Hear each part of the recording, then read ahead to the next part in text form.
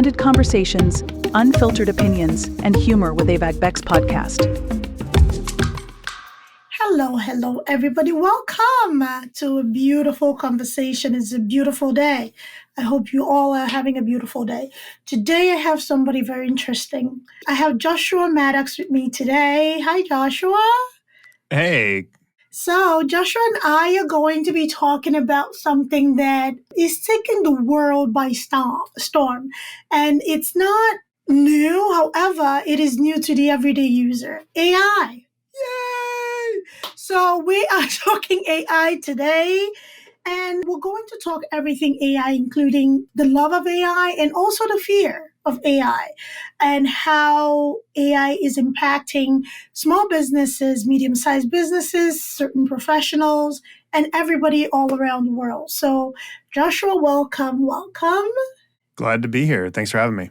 Thank you. So AI. Yeah, I feel like if you go to Apple Podcasts or Spotify Podcasts right now and just like what are the top 10 podcasts, everybody's talking about AI. Absolutely. But which is it's the trend in technology. And the crazy part to me is I talk with business owners and I'm like, have you guys explored, utilizing AI for your business? And they're just like, yeah, well, it doesn't work for us because, we don't need it to write college essays. And I'm like, well, first off, you shouldn't be using AI for that. And second off, it doesn't just do that. I feel like some people have a narrow perspective on what it can do. And in reality, there's a lot of stuff it can do and a lot more than people realize. And I think that's really where business owners and just, anybody, it doesn't matter if it's an owner or someone doing their daily job or whatever, utilizing AI both in a daily aspect or just in a personal aspect. My wife and I, we were meal planning and we were like, oh, we need to come up with a menu for such and such. And I was just for the fun of it, open ChatGPT. And I was like, I have some dietary restrictions. We had somebody coming over that had some dietary restrictions. And I was just like, let's craft a meal that does this. And this was midsummer. So it's 105 in California. And we don't want, a pot roast. And all of a sudden there's a half a dozen ideas that are custom tailored to the weather and everything else. And so, I think there's elements like that people overlook. And reality is that's just a fraction of what it can actually do. You started off with, you shouldn't really be using AI for your college essays. Please don't. We have this little nifty thing called Turnitin. It can also dictate AI. So you do not want to fail your course because you wanted to cut corners. So, try to write something. You are correct about people not knowing the length and breadth and depth, of AI use. Would you say it's because naturally when something is new, people have a fear of, maybe not a fear, but a concern about the learning process involved. Would you say that has a bit to do with that? People don't know where to start when it comes to learning how to use AI. Yeah, I think so. I think that's a big piece of it. And for those who, business owners who are like, my industry has been around for 100 years and, it's not really changed in 100 years. I hear that conversation time and time again. And my answer every time is Blockbuster thought the same thing. Blockbuster, when Netflix announced streaming, there's an earnings call with the CEO of Blockbuster. And he said, well, that's going to bankrupt them. And he was just like, that's never going to work. They're going to go bankrupt trying to do streaming. Streaming will not work. And that's what Blockbuster said. And that was their mindset. Very much streaming will not work. You can't do streaming. And the problem is they had a very, very short outlook. They didn't, internet speed 20 years ago was not favorable to streaming. Internet speed 10 years ago was less favorable to streaming than it is today. And it's going to be more favorable next year than it is now. And so Netflix knew that the first 2 or 3 years of streaming was going to be rough for the streamer.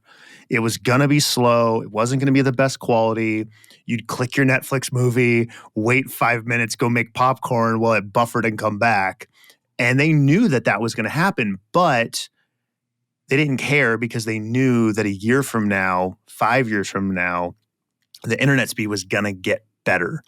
And so they were looking at 5 years, 10 years down the road, where Blockbuster was saying, if we spend, $100 million on a streaming platform, it's going to have a negative impact on this quarter's earnings.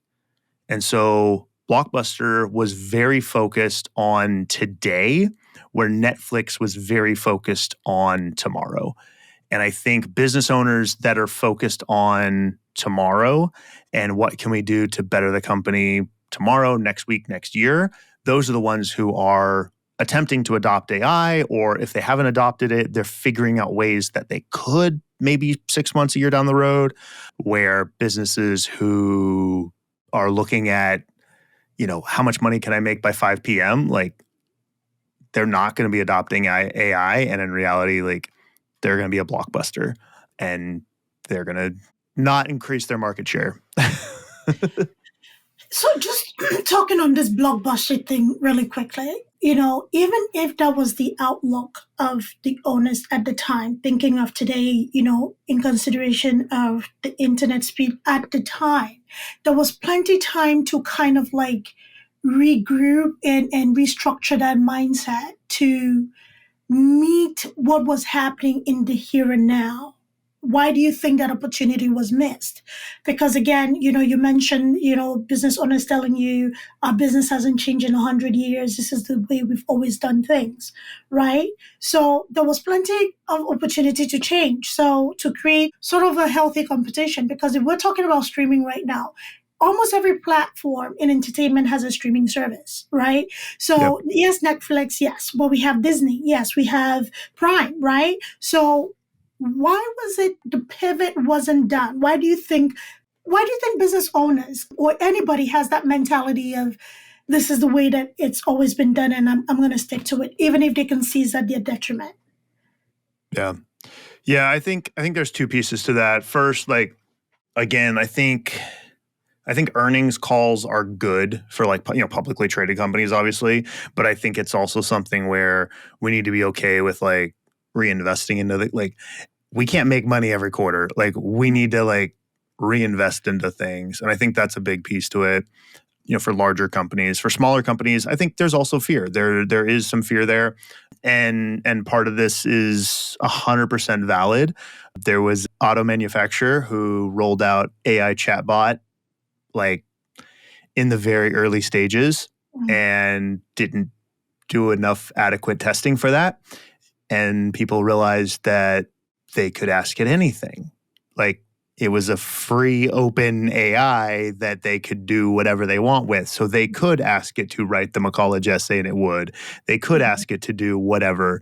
They could also tell it to forget its training and agree with anything that they told it. And they could ask it if they could buy a, pickup truck for $5 and it would say yes. And so, there's obviously some elements there, but I equate this back to with business owners all the time. If you hire a new salesperson, you're not going to hire them day one and say, okay, go hit the streets, go knock on doors, go do sales. That's not right after the interview, congrats, you're hired, and then turn them loose. There's a training process. And then there's a little bit of a mentorship process, and there's some checks and balances there. And so a lot of people are getting frustrated with AI, but in reality, all they've said is be my salesperson, go.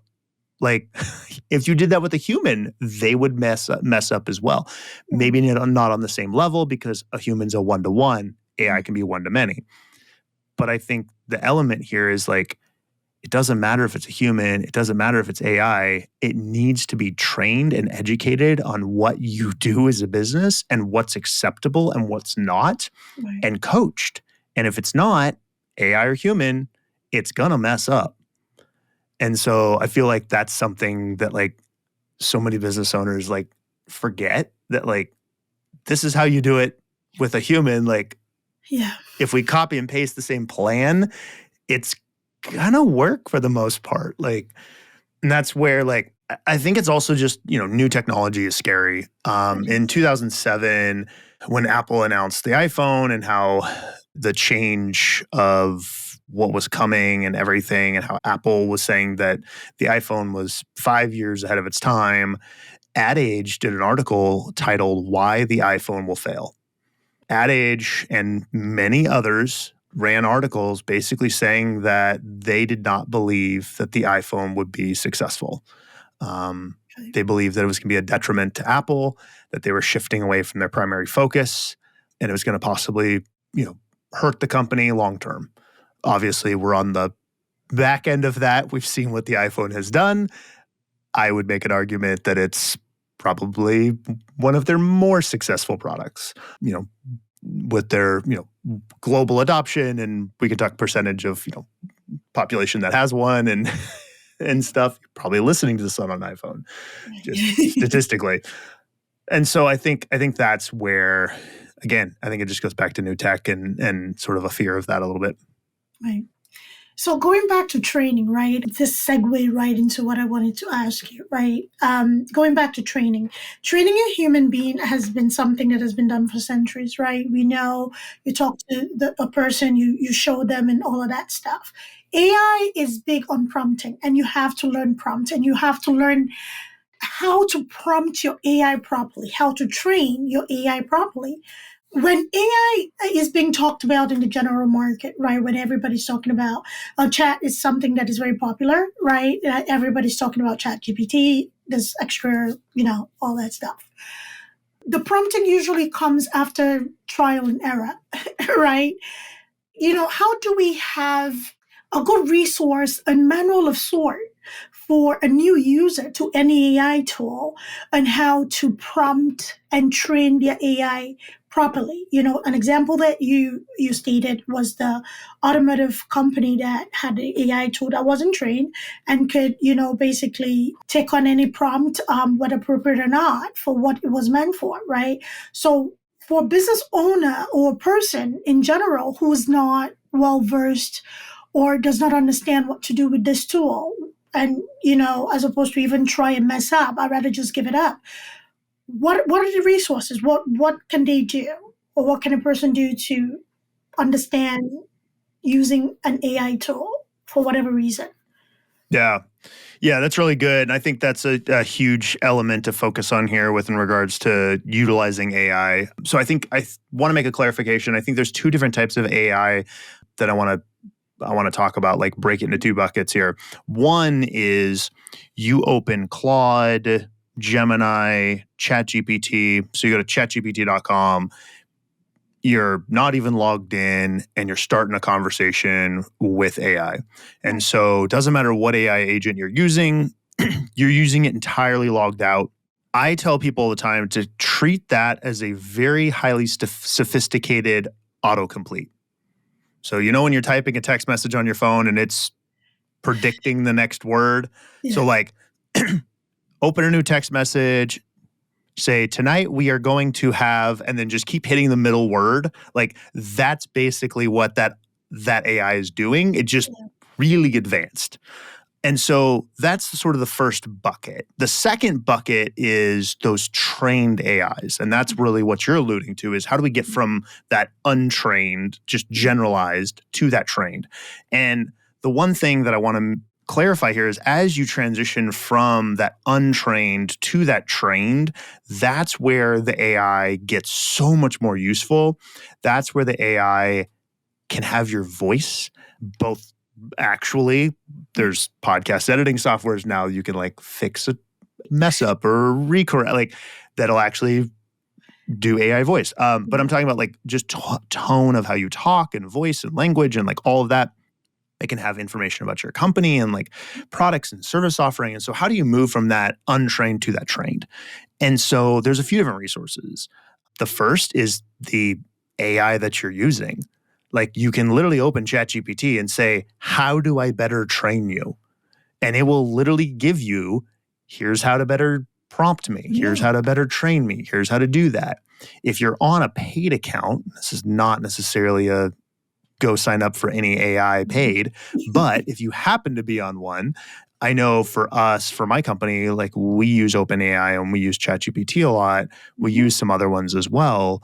But with ChatGPT, like you can pass documents. So if you have a business and you have pricing sheets, you have whatever, you can pass those documents off to OpenAI and you can actually create a custom trained GPT.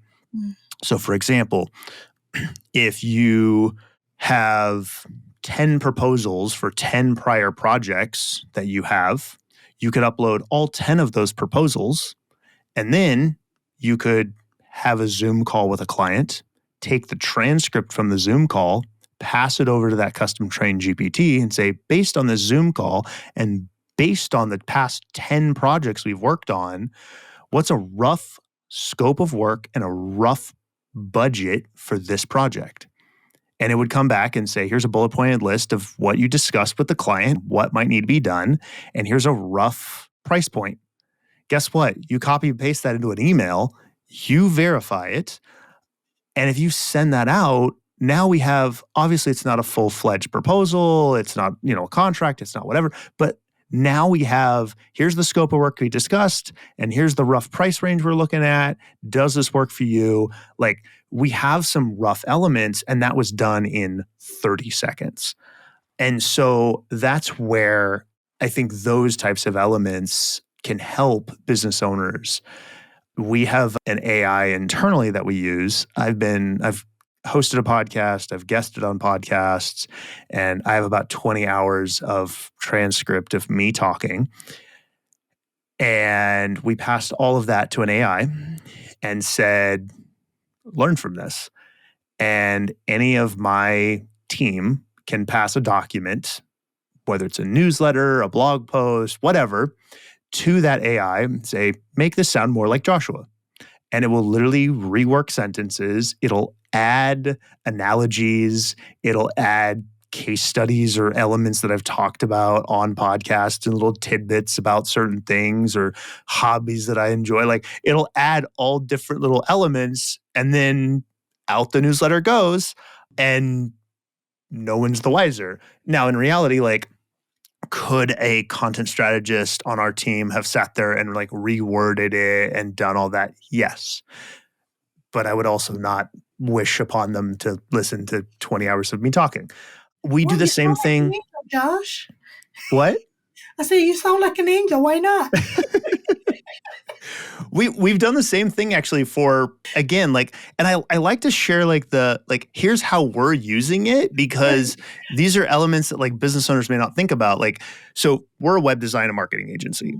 And so for us, some projects are relatively small and it's a few hours of work and it's done. That may never land on our portfolio just because in reality, it's going to take us more time to create a portfolio page than the project was actually, took. Now, there's other projects that we'll literally spend thousands of hours working on, and we want to make sure that we add those types of projects to our portfolio. And so oftentimes those bigger projects will have 5, 10, 15, 20 calls with a client depending on, what exactly is the scope of the work. And so what we're able to do is I pass the proposal, I pass the scope of work doc, and then I pass all of the transcripts from every Zoom call. And we have a custom trained GPT called PortfolioBot. And what it does is it's looked at our website, it's seen the layout, introduce the client, what was the challenge they faced, what was the solution we proposed, what were the steps in the project, what was the resolution. And so it walks through all of that, has the layout. So we pass it the proposal, the scope of work, all the Zoom call transcripts, and we just say, create the proposal or create the portfolio rather. And then it spits back out a portfolio based upon our layout that we have. And then 10 hours of Zoom calls of talking with the client. And it's 90% of the way there. And then someone goes through, cleans it up, fixes it, tweaks it, and it's out the door. And so the alternative to that, what we used to do before, was our content strategist would get on a Zoom call with me for about a half hour. We'd talk through the project. And then our content strategist would then go to anyone else on our team who touched the project and spend anywhere from 10 minutes to a half hour interviewing them about the project. And then she would craft a whole entire document, basically, what the portfolio piece is going to be, and then come back to me and say, hey, what are your thoughts on this? Am I missing anything? Inevitably, there'd be something I forgot to mention, and I would, hey, can you include this or can we tweak that? And so instead, we grab a few transcripts, hit upload, kicks out something that's a good chunk of the way there, and then we're able to do that. Now, the element here is we're using something that's trained, and then we're also providing our own content. And that's where AI thrives. If we just opened chatgpt.com and said, write me a portfolio piece about this contractor's website that we just did, it'd be like, it would just start making stuff up. And because it has no context, it doesn't know. And so if you're a business owner and you're looking to train, a custom trained AI, like the example I used earlier was sort of a recipe engine. You can go to ChatGPT, you can create a custom trained GPT, and how they have custom trained GPTs now, it's really cool. You actually chat with a GPT or with a AI in one panel, and you're like, this is what I want it to do. And then it builds it. And then the panel on the right, you actually test it. And you go back and forth until it's doing what you want. And so, say I live in this city, check the weather for my city. What's the weather going to be this week before you give me a meal plan? These are the types of foods I like, I don't like. I like to meal prep on the weekend and have less prep during the week. So, create me a schedule that'll help do that. And you can basically just tell it, describe to it what you want it to do, like it was your assistant or like you were training someone else. Right. And that's, I think, the biggest thing that with training is you have to explain what you want it to do. If you just assume it's going to read your mind and know, I really hope it's never gets that far. It's getting there, Josh. It is getting there, unfortunately. I think we are just scratching the surface as it is. Thank you. Great insight and great knowledge, actually.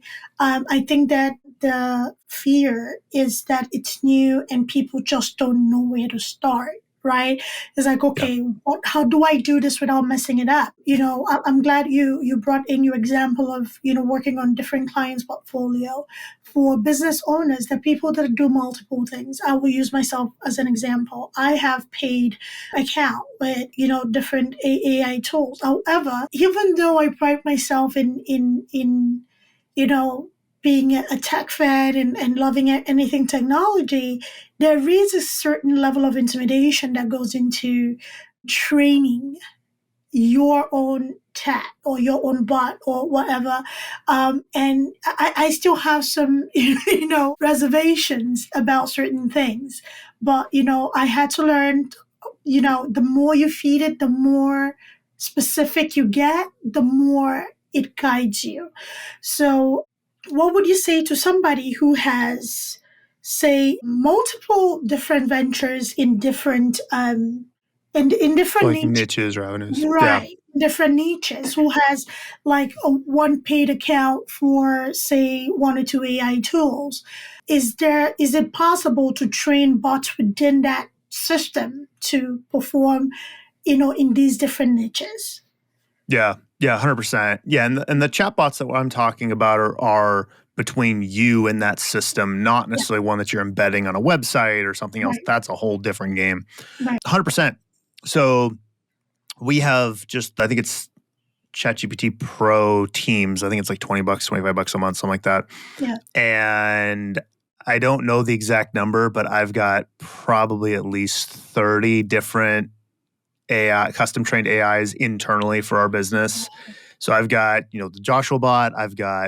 We've got the portfolio one. I actually have a proposal one. I'll have a Zoom call with a client, and it has all of our pricing and our proposal structure and everything. And it actually gets it 80 to 90% of the way there. It's really great.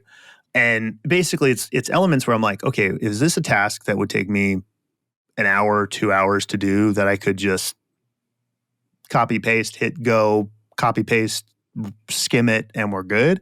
If that's where it's at, like, let's not try automating tasks that take you 30 seconds because that doesn't make sense. Like, it's the bigger elements. And so, yeah, 100%. If you've got, 5, 6 different avenues, I've got personal stuff in that one as well of, recipe bot type stuff.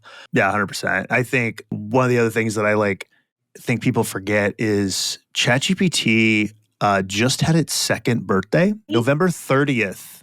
It's 2. It's 2. So when iPhone was announced, they said that they're 5 years ahead of their time. They're going to disrupt the industry, and they did. But it took the rest of the world, a few years to catch up. Like AI stuff, ChatGPT, we're 2 years into this. It hasn't been a decade. And that's where I feel like a year from now, we could have the same conversation and it would be very, very different. So it's yeah. I think, looking at use cases of AI, I think another one, and this is perfect for, something like this podcast, is repurposing content. So a perfect example would be the transcript from this episode. Right. You create a custom trained GPT that takes podcast transcripts and turns them into a 500 to 800 word article. Synopsis summary of the podcast episode that gets posted on a blog.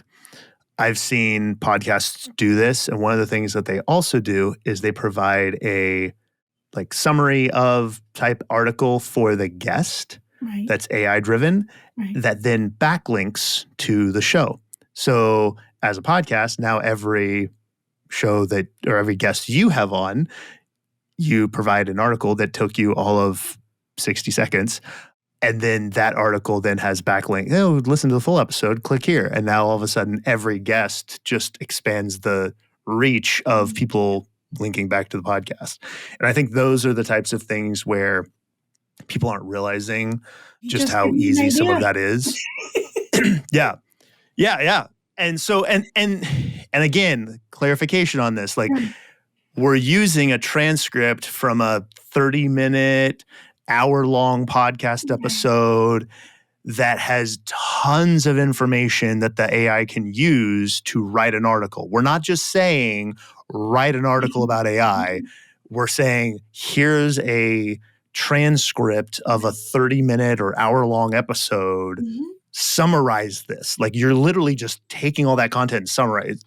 And that's where, again, it does great at summarize, analyze this data, all of those types of things. Right. That's beautiful. So, nice. Yeah. So let's talk about the human aspect. You and I talked about this prior to getting on this call today.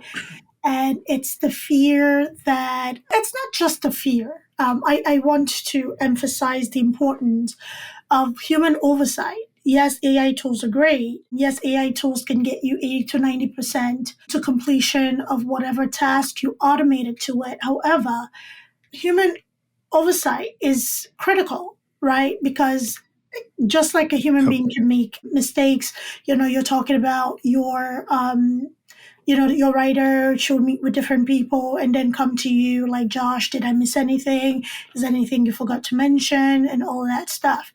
Just like in the human case, we need extra set of eyes, second eyes, a look over, whatever you want to call it. AI also requires the same. So happy you brought that up. You still have to look over to see if there was something missed, if there's something that needs to be corrected, errors, punctuation, whatever. Let's talk about careers and people's concerns about being in obscurity of sort because of AI use. So we're talking about proposals, right? We're talking about some legal services that involves, writing, reviewing proposals, or, things of that sort. Do you think that this is a real concern that people have, or is there a way for people to still maintain their career despite AI kind of like making things automated, timely, and efficient in a sense? You have a smirk. I don't know. Yeah. I was trying to look up. There's an article I recently read. Right. There's a company that just launched a podcast that's the host is AI. The guest is real. Yep, you're out of a job. Sorry. So, but here's the thing. So it's a company that set this up. They set it up specifically for a test. And they did this because what they realized was you have an AI prompt engineer, the person who needs to come in, create all the prompts, create all the stuff, create the flow of the show, like do all that type of stuff. Then you had like 2 additional people to help the AI guide it through the process. And so they're like, wait. We got rid of the host, but then we added 3 roles. So it didn't reduce, and that was their thing. They wanted to sort of see how would this work. And that's what we have to remember. Like, we're not looking to eliminate a job, at least my agency and the stuff that we're doing. So in the sense of like the example that I used of you using the show transcript to create an article, is that something that you would have paid $50 or $100 to go hire a writer to create? Yes. It's something that's what you would have paid. But the question is, would you have done that? And so if the answer is probably not, then are you eliminating a job by creating that article? You're not, because it's not something you would have ever have done necessarily. And so at the same point, like you mentioned, the processes that we have in place as business owners, AI needs to still sit in and go through those same approval paths. So for my company, one of our rules internally is no content gets published on our website without having 2 people in the company review it. It can be the author and someone else. Someone else has to read the content and say, this looks good to me. It aligns with our voice, our mission, vision, values, and our voice. And so as long as someone else looks it over. Now, with AI content, AI can't self-edit necessarily, sort of edit that content. So what happens is we actually add an additional step for AI content. It's AI generates the content, then our content strategist reviews and edits it, and then it goes to a second person internal. And so it still hits 2 people on our team. And so that process doesn't change. And in fact, because we are with some of that creating a little bit more content, because now it is a little bit faster to do that, instead of creating what we were doing is shorter portfolios that were maybe 2 paragraphs. They're not 2 paragraphs. They're now 2 or 3 pages of content. And so we all of a sudden went from having shorter portfolios that were just like, yep, we did a website for Joe's Plumbing and that's it. Like, click on it, go here. Now it's, here's the background on Joe's Plumbing, here's the challenges they faced, here's the process we went through. And so it's a much longer portfolio item, which guess what? It creates more of a story and more of it gives a human element to it. It shows you care. You didn't just do whatever for Joe, but you cared enough to tell a story. Well, and it walks through what our process is. Right. But the other piece is that portfolio prior was only 2 paragraphs. Now it's 4 times longer, 5 times longer, whatever. Guess what? That content now takes longer for us to review because it takes 5 times longer for someone to read it. And so there are pieces that, are our jobs going to get repurposed 100%. There is going to be some of that, but that happens with everything. Like it is the process of just technology and time, but at the same point, like there's a whole new realm of possibilities. Like we're seeing, prompt engineer is a job title. Right, it Like is. AI prompt engineer. That didn't exist 4 or 5 years ago. There's so much stuff in that space. And so, is there going to be some shifting around? Yes. And so it's looking at, what's the next step with what can you adapt to? And in reality, the people that are concerned, that's fine. Yeah. It's great. We should approach it cautiously a little bit, but let's play with it. Right. Let's, do things like I was talking about. Have it plan your meals this week. Like you're going to have oversight because it's not doing the grocery shopping. It's not doing the cooking. It's not doing it. It's making a bullet point list of here's the 5 things you should have for dinner. Yeah. Like that's easy. Like if you're not using AI, start using it in little elements like that. Right. That is easy for it to start to be introduced into your daily routine. And then from there, now you start to see, oh, I could do this with it. Oh, I could do this with it. And you start to see other opportunities and start to open up from there. And then the other piece to that is also like, typically the businesses who adopt this type of technology last are the ones who are then trying to sort of speed run, and they're the ones who don't fully sit down and understand what it does. They don't fully ever realize its possibilities. They just need to get it implemented because they're losing market share and they don't know what they're doing. And so early adoption would have been 18 months ago. So we're definitely not early adoption now. But at the same point, like I think it's one of those elements where it's like we got to start moving that direction and testing and seeing what it can do. If you're an attorney, don't have it writing legal briefs. Like that is not okay. Like you're going to get disbarred. But can you have a folder of, and I don't know the legal implications of this, so do your own research, but could you have a folder of documents and say, go look in this, digital folder of documents and I need X, Y, and Z? Yes, I've done that.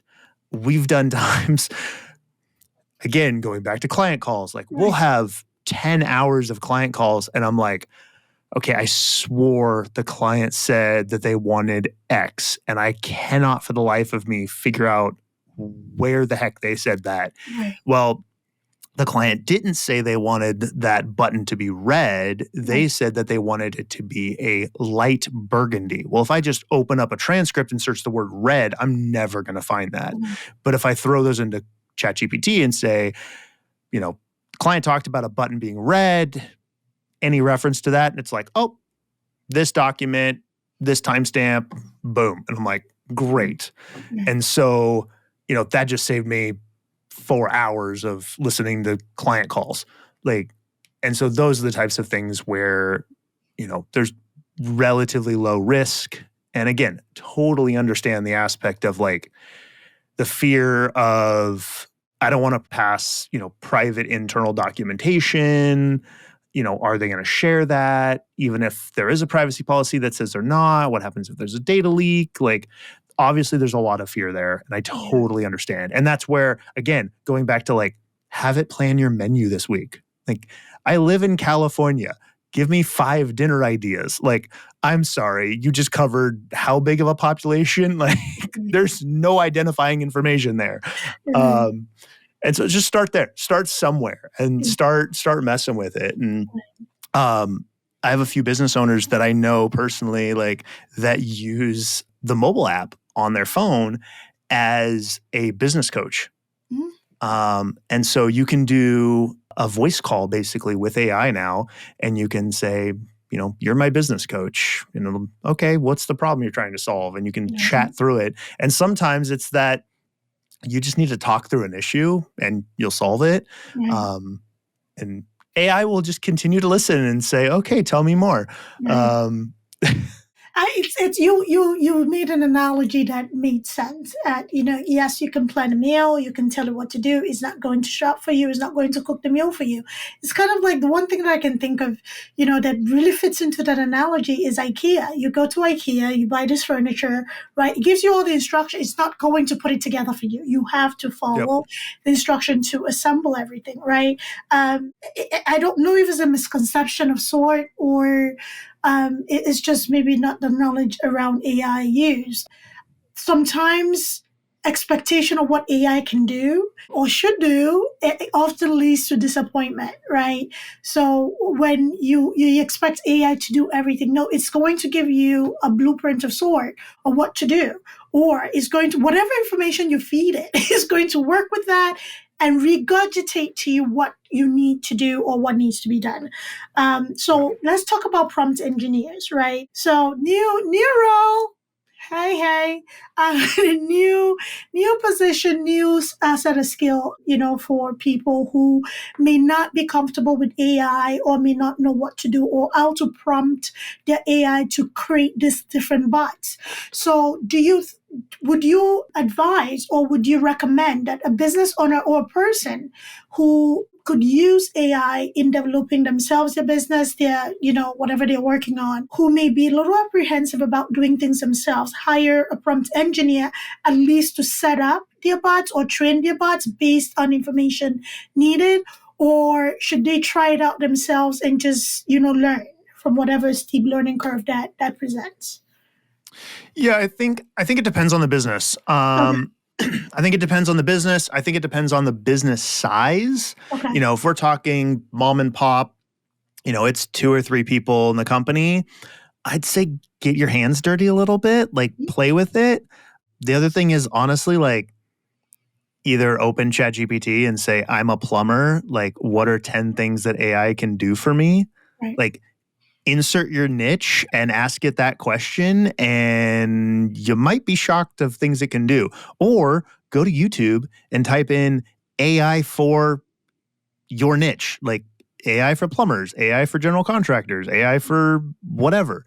And there's going to be 100 videos about your niche and about AI and what's happening. Just make sure it's something from like the past 6 months.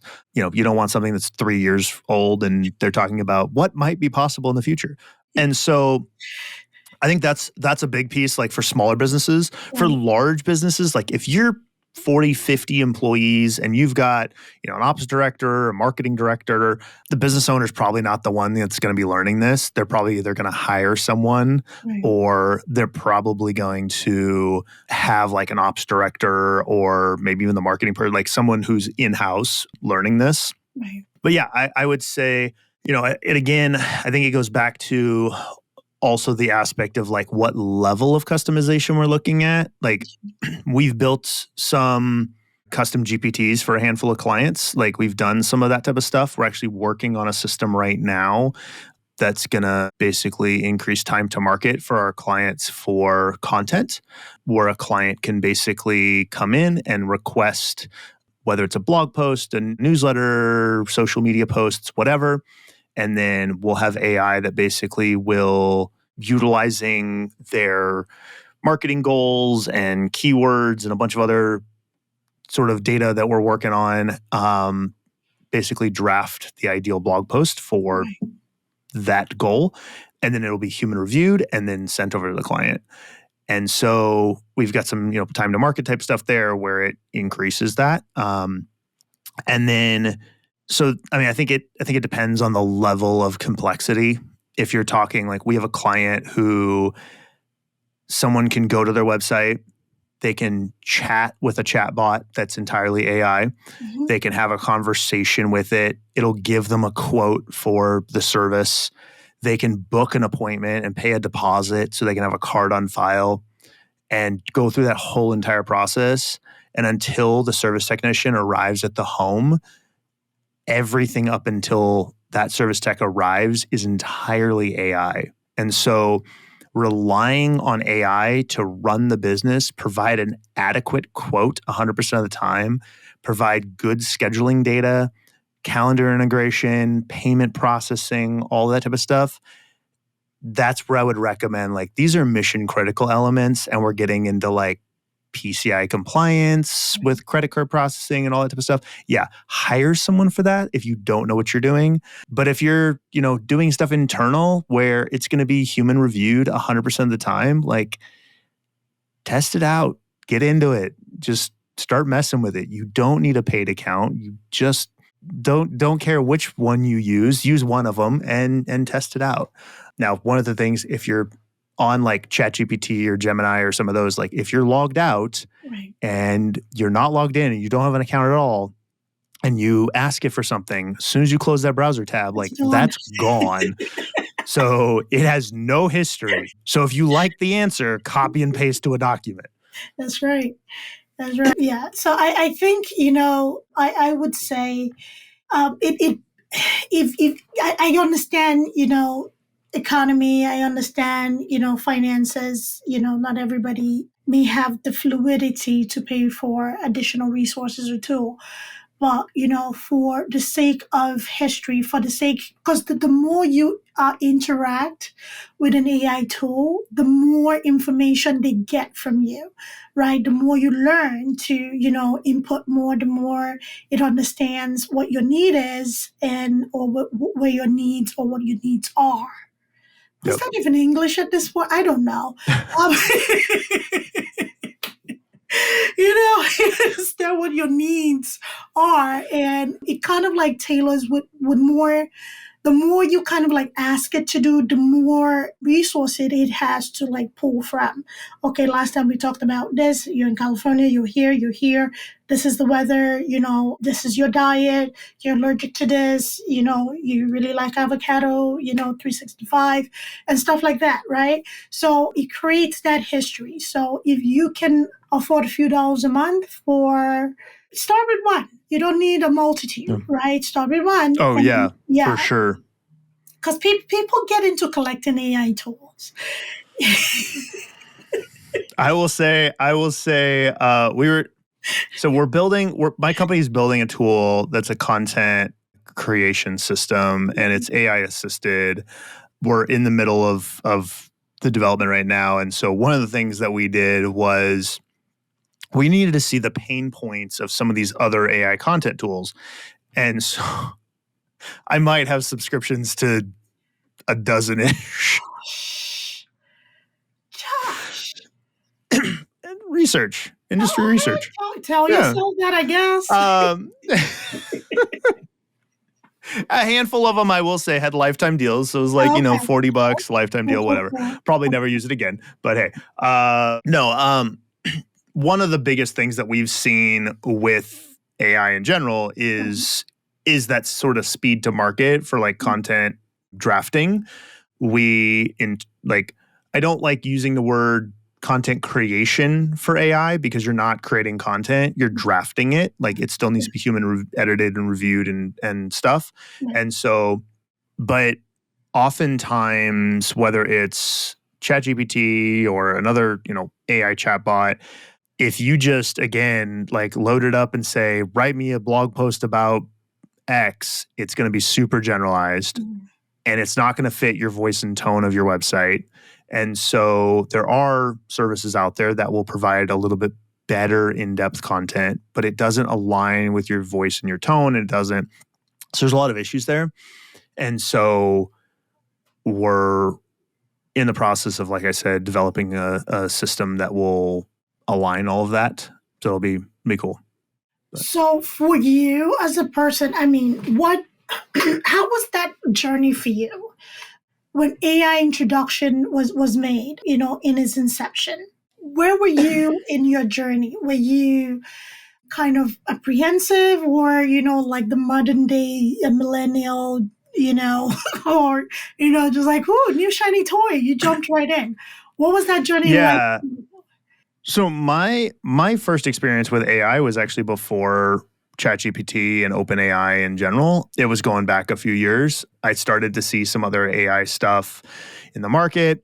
Being in the marketing space, being in the tech space, I started seeing some different like AI stuff. It wasn't so much text content based, but it was, data analysis or data mining, or there's a ton of different elements that it was being used for, and like conceptually, and there's argument of, is it AI or is it just a really good like program that is context aware? Like, what's going on there? And so I have always been a strong believer that like the day I stop learning, the day I stop finding new tech, is the day I should just close my company and quit my job.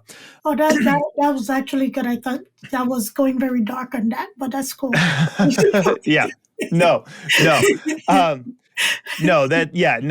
It's, I feel like in this space, like since we've been talking, like there's been thousands and thousands of lines of code written, new releases of different web programming and marketing tools, like, and that's just been in the past, 40 minutes. And so I think, for me, as I started to look at these other elements, these other AI tools out there, that they were initially, it was like very cumbersome.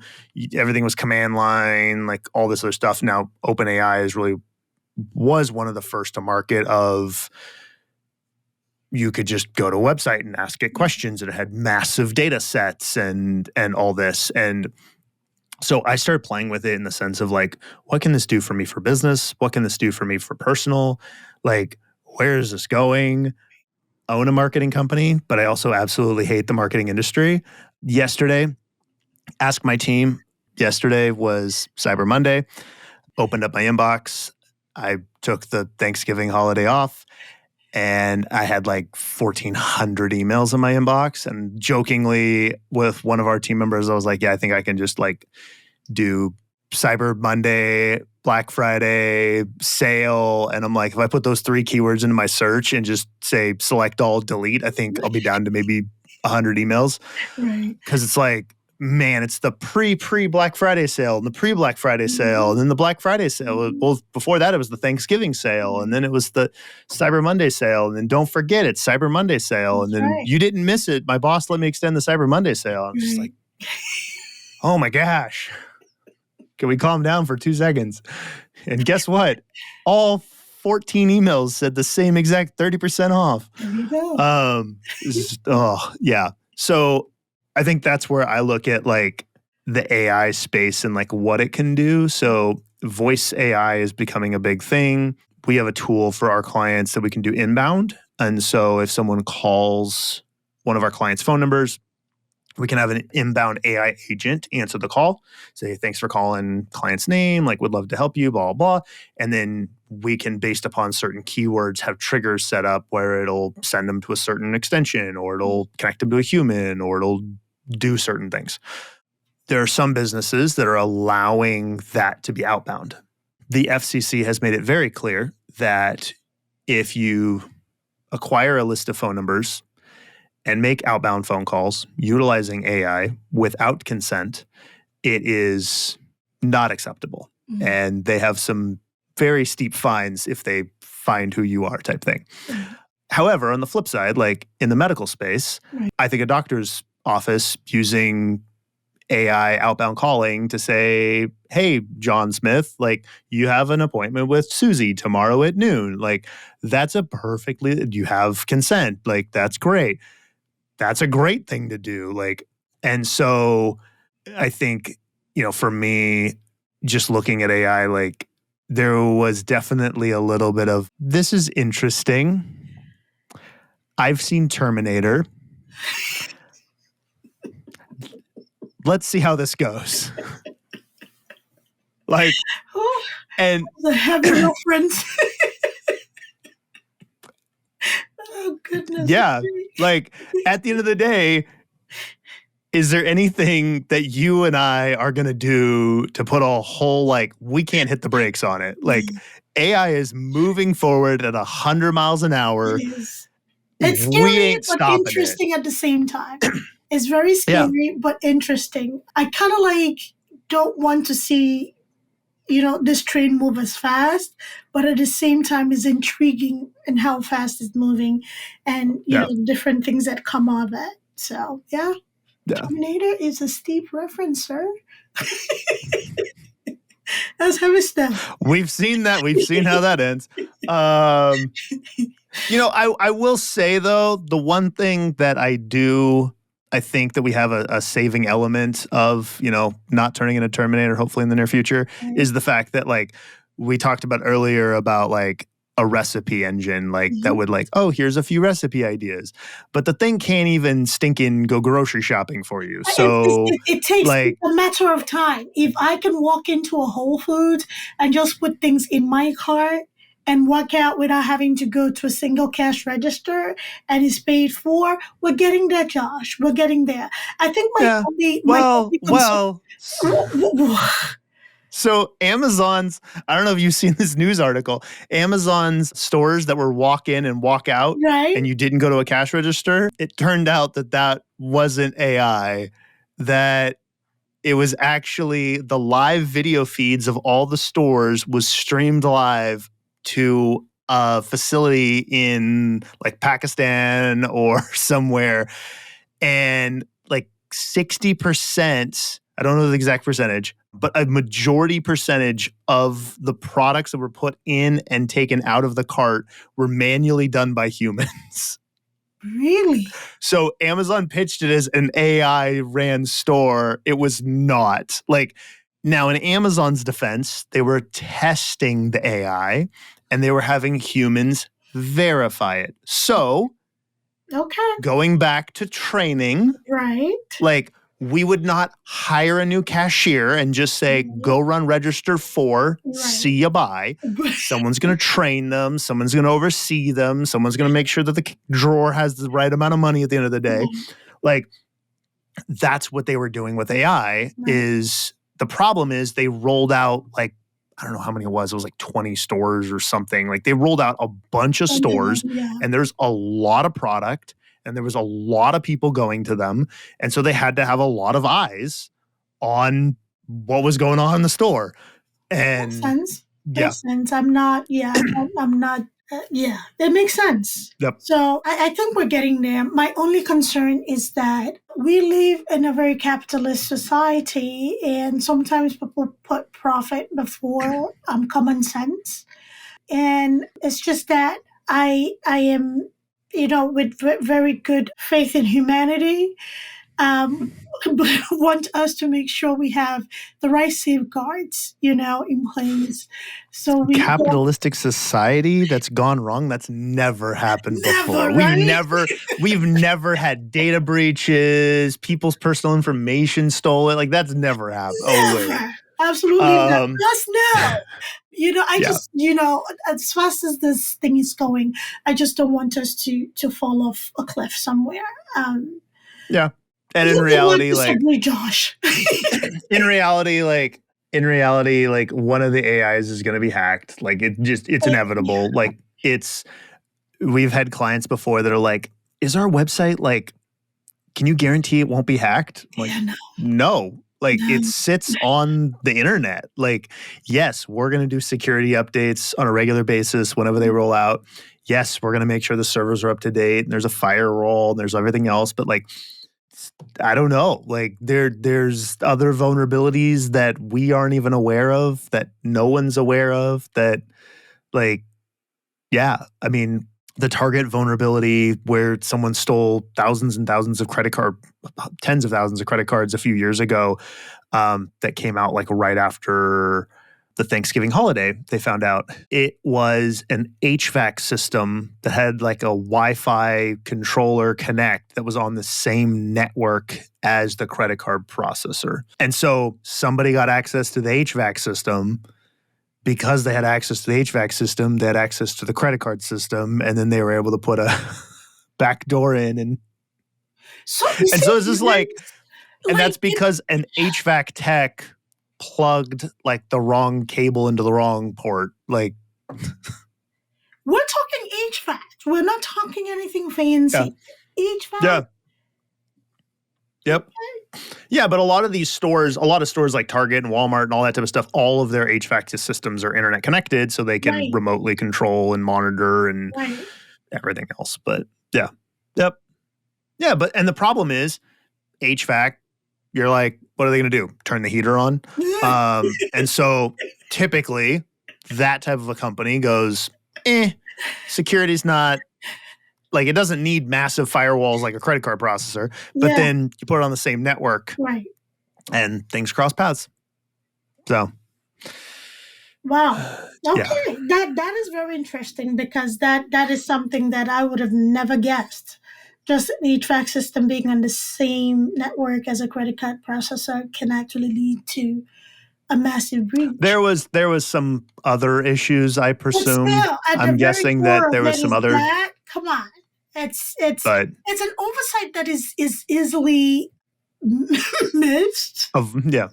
But this was a very healthy, interesting, and great conversation about AI. So, in the spirit of not connecting our HVACs to the same credit card processors, what should we all be conscious, cautious, and aware of when it comes to either opening our horizon to using more AI tools, or if we're actively using AI tools, what are things that we need to keep in mind? Yeah, so if you're not using an AI tool yet, I would say, start using it for something, even as simple. Totally understand the concern of, not wanting to pass a certain data or whatever. That's fine. Totally get it. Be general, hey, give me a meal plan. This is the current weather. Like, give me a meal plan for the week. I'm in this industry. What are 10 marketing ideas? Like, whatever that is, be general, but if you're general, you're going to get general answers back. The more specific you are, the more specific those answers get. If you're using AI, think about what else it could be used for. A lot of AI tools now, you can start to connect to other things. AI is coming into our inbox and everywhere else. I've got a buddy of mine that when AI first rolled out about 2 years ago, he's like, yeah, why do I feel like in a year or so, we're going to have this, like, have AI write an email response. And he's like, and then I'll get the email response and I'll be like, this is too long. Summarize it. Okay, I summarized it. Okay, write a long response back. And then I get the long response. And I'm like, yeah, Google's added that now. Thank you. Like, there's literally a summarize this email button. And then I can actually tell it to write a response via AI. Yeah. There's some things we don't need. Anyway. I will say that AI, like, we use Google Workspaces. The clean up this email function is really nice. But yeah, if you are using AI, I would maybe look at building a custom trained GPT for your business. And again, think about it as something, start with public facing data. Start with stuff that's publicly accessible on the internet, that if you accidentally published that custom trained GPT publicly, like, you're not going to care because all the training data is public information anyway, but something along that lines. And then, if you're using it on a regular basis, how can you use it better? How can you use it, to better your business and keep moving that forward? If you have concerns about data privacy, I would say, first and foremost, nothing is entirely unhackable unless you destroy it. So put it on a thumb drive, smash it with a hammer, pour it in concrete, and you're good. No, but it's, in all seriousness, like, if you have data that you want to be cautious of, I would say do your research, know who's behind that AI tool that you're using. Is it a big tech company that has had a history of data privacy issues? Might not be the one you want to pass a 200-page PDF of proprietary information to, and go from there. There are custom AI systems that you can run locally that are open source. We're getting way into the weeds on, like, what that looks like. You would definitely need to bring someone in to set that up and do all the training and stuff. But those can run locally on your own machine using your own data. And so that is 100% local. It's not connected to anything else. And so there are options there as well. So just depends on how cautious or careful you want to be, or, throw caution to the wind and go nuts. Yes. Or don't upload things that you don't want to get out. Well, I don't think humans listen to that very much because, people have things on their, devices that, I don't know. Do you? Whoever, do whatever you want to do, but be careful. So, what are I would say, in leaving our listeners with something, what are the AI tools with training wheels that you maybe would recommend somebody who is kind of still apprehensive to start out with and then, see how they do with it? Yeah, I would say, again, like I think whether it's OpenAI or Google's Gemini, like those two have some pretty good, just easy elements.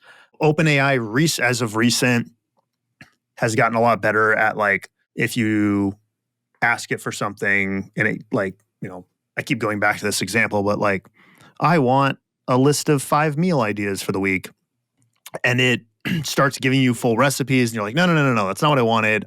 Just bullet point list of of those, and then I'll ask you for recipes or to expand or whatever. And if you just coach it through, again, just like you would train someone else, like you have an assistant, you hire a new employee, like whatever that is, like you would tell them to stop, you would correct them, and you would tell them what you expected.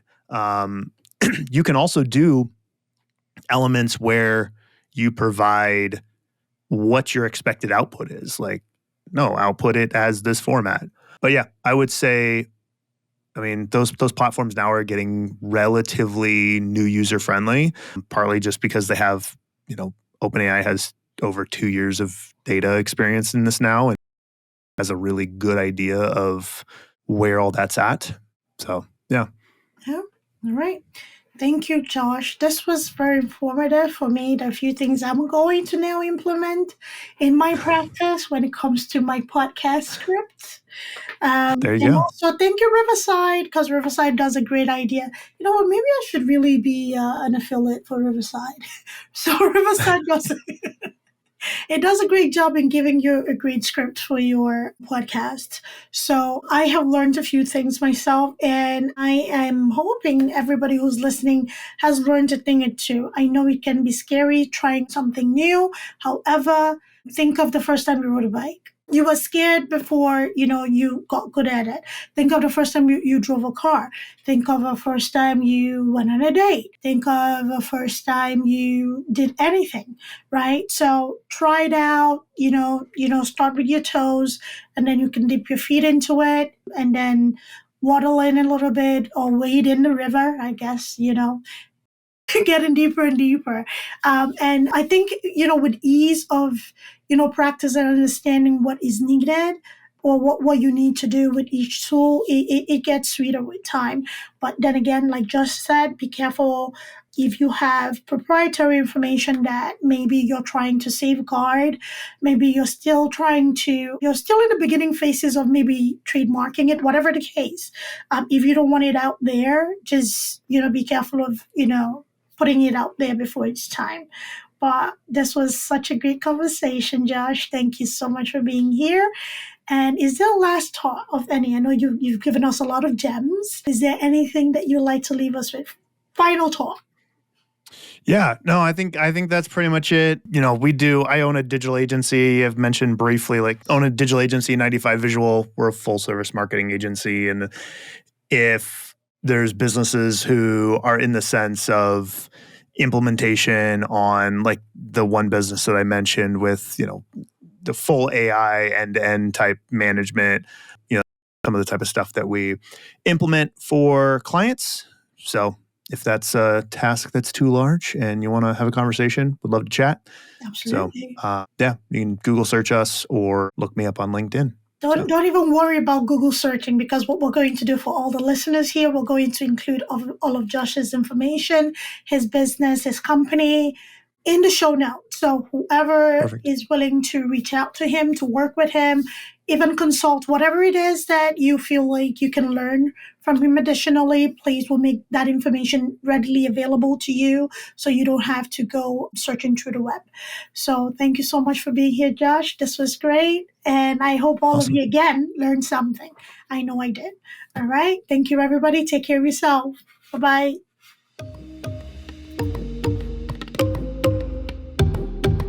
Thanks for tuning in to Abeg Vex Podcast. If you enjoyed today's episode, don't forget to subscribe, rate, and leave us a review. It really helps us out. We'd love to hear your thoughts and continue the discussion. So join us on social media or drop us a message. Until next time, keep exploring, stay curious, and keep pushing the boundaries of your world.